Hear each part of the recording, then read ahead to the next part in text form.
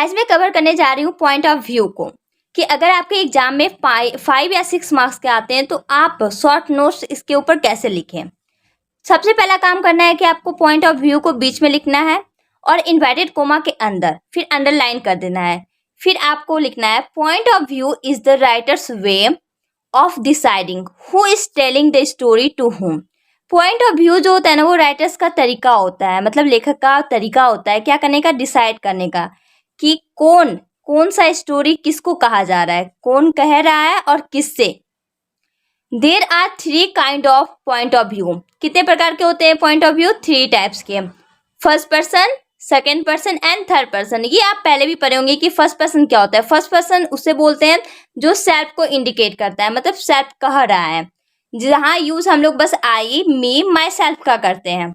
Second person में क्या चीज का यूज करते हैं? Only you.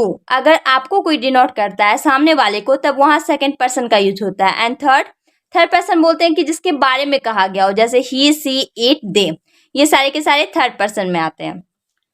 फिर है आपका point of view is something. Point of view कुछ है थ्रू बीच, जिसके द्वारा writer's permits you to feel, see and hear what is happening.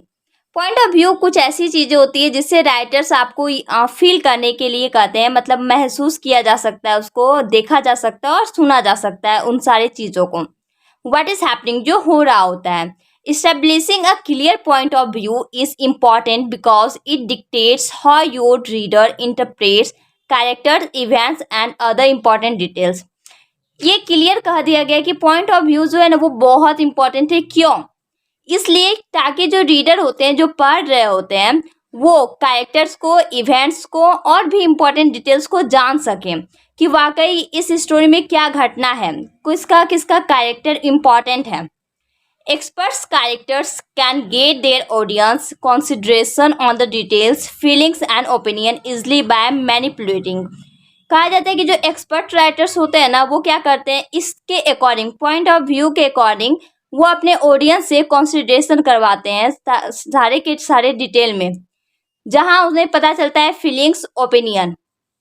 फिर आपको लिखना है the point of view of any story is an amazing way. Point of view किसी भी स्टोरी में एक अमेजिंग वे रोल प्ले करता है, मतलब इसका इंपॉर्टेंस है, जहां हम लोग ये जानते हैं कि कौन सा स्टोरी किसके द्वारा कहा जा रहा है और किससे कहा जा रहा है। इन लिटरेचर, अगर मैं लिटरेचर की बात करूं, the point of view limits the amount of information the reader has about the events in the story. Literature में क्या होता है, पॉइंट ऑफ व्यू जो होते हैं ना, वो लिमिट्स होते हैं, इंफॉर्मेशन के लिमिट्स होते हैं कि आपको इस स्टोरी में इतना इंफॉर्मेशन देना है।